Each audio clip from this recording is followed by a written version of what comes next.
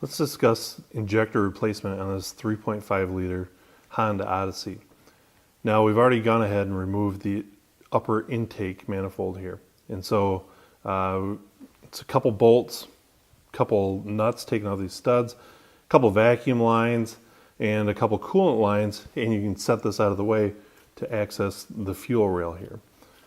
Now we can disconnect the injectors electronically by pinching the connector and sliding them out of the way. So we're going to want to do that for all 6 injectors.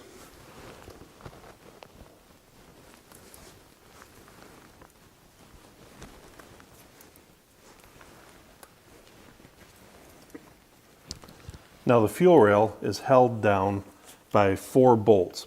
And so I'm going to take a 1/4 inch ratchet, a 6-inch extension, and an 8mm swivel socket in order to get on these bolts.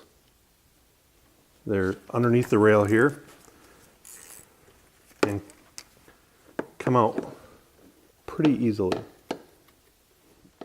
Once we've got all 4 bolts taken out of here, now it's best to gently grab each injector and spin it just to loosen itself up from any debris that may be holding it to the intake manifold. Once you have all 6 injectors spinning freely, then it'll be time to lift the entire rail off as a whole.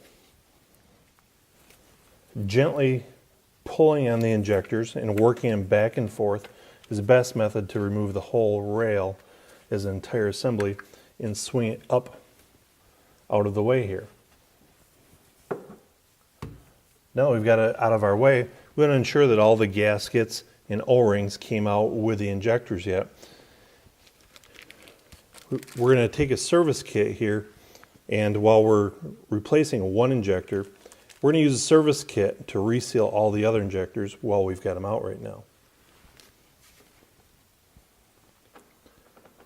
Right now that we've got our fuel rail up, it's very important to note that we need to depressurize the fuel system. Even if the vehicle's been sitting overnight for a while, it's a good idea to relieve the fuel pressure.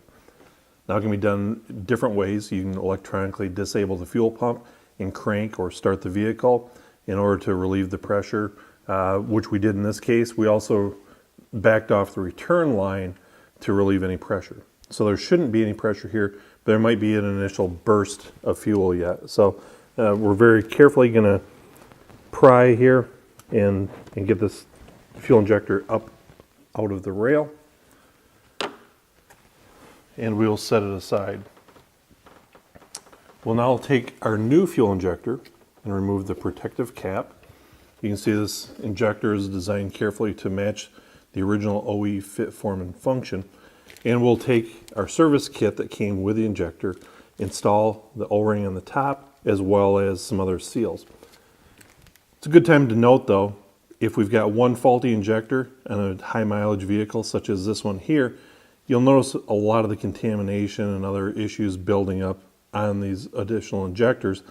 So we'll now take the new O-ring that came with the service kit, install it on the injector, and I'm going to take a little bit of assembly lube, or you might want to take some clean motor oil. Just make sure that it's not silicone based, and gently apply some lubricant to the O-rings here.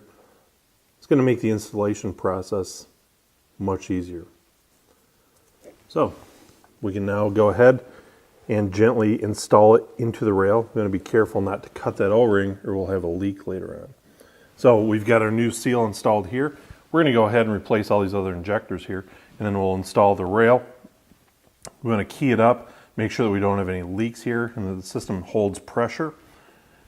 Once that's passed the test, we now go ahead and reinstall the intake manifold and clear the trouble codes if any had been set, and start the vehicle, and we should be ready to go.